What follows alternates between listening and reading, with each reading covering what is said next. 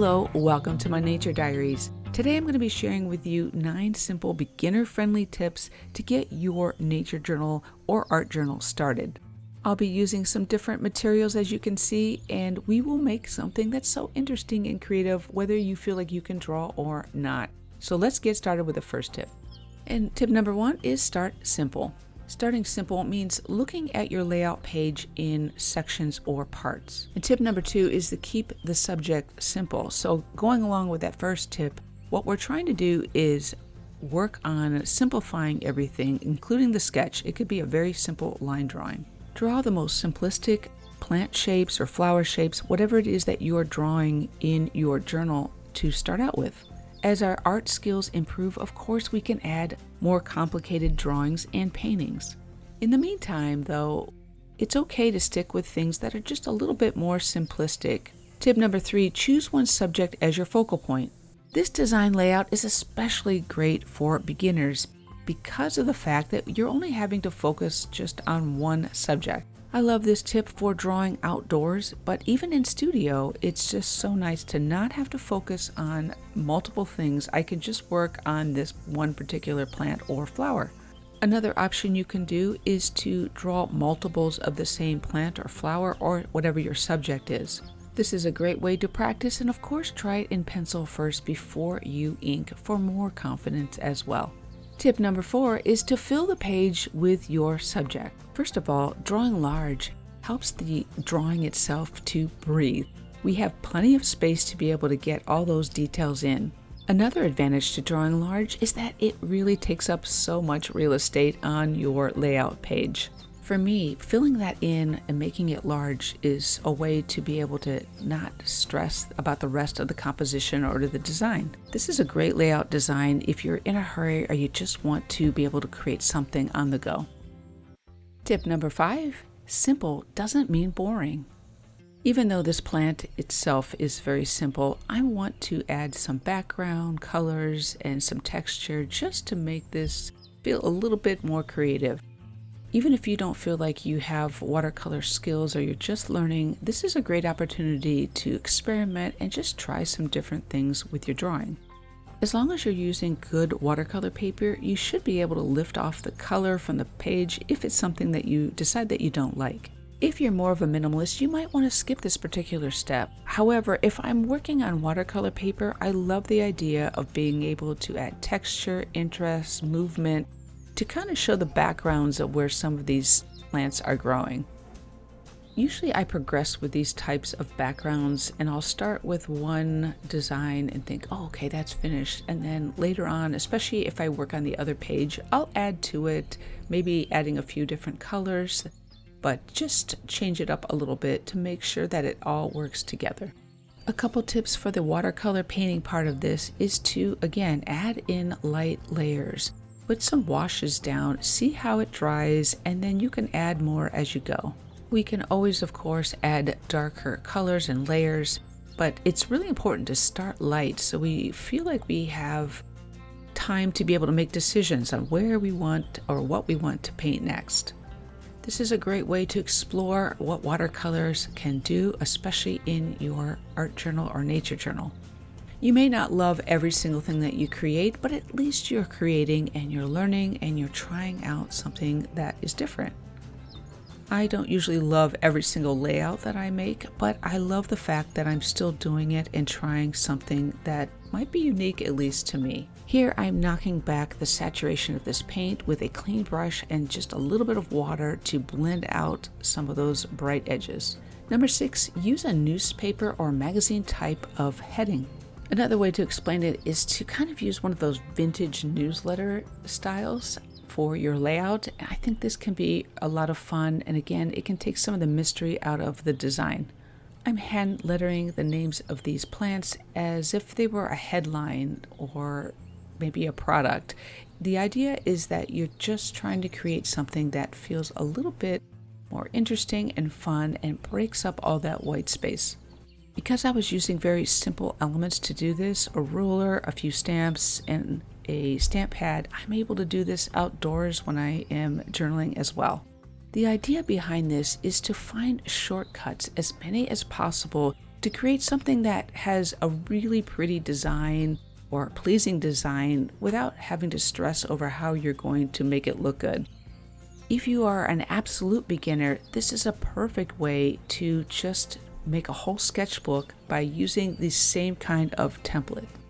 Number 7 is to use stamps to create borders, text, and graphics. Stamps are such an awesome way to add fun to your nature journal or any kind of journal.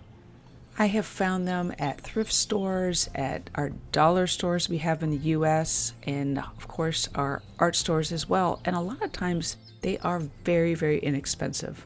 Because they're also very compact, I tend to carry them in some of my sketch kits. I only need maybe one sheet of them, or you can put together your favorites on one plastic sheet to carry with you. When looking for these stamps, I like to find some that have borders or shapes or places that I can write in them. Those are my favorite, and if they have words that can work in my nature journal, that's even better. Using stamps and or stencils or stickers even takes away again some of that fear of how are we supposed to compose this page. And if you don't want to use stamps or you don't have them, then you can simply draw outlines and embellish the borders yourself. Stamps can also be used to designate information visually, like this little stamp that I'm going to use, and that shows that this flower is pollinator friendly. I have 2 more tips to go, and before I do that, I'm just asking if you haven't already to subscribe, and also like this video if you feel inspired. Comment with your thoughts and share this video on other social media platforms. My Instagram is my_nature diaries for more nature art. My next tip is fill in the remaining spaces with text. This is another very, very simple idea to add interest, of course, because you're putting words in, but also just the layout or design of how you're writing your words can be very interesting to look at as well.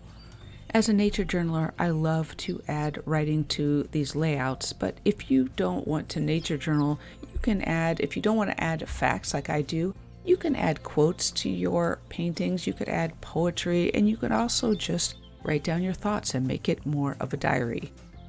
If you are nature journaling, I do suggest that you always check with as many references as you have, at least a few. I like to do at least 3 checks cross-referencing my plant to make sure I know what plant it is and what variety it is.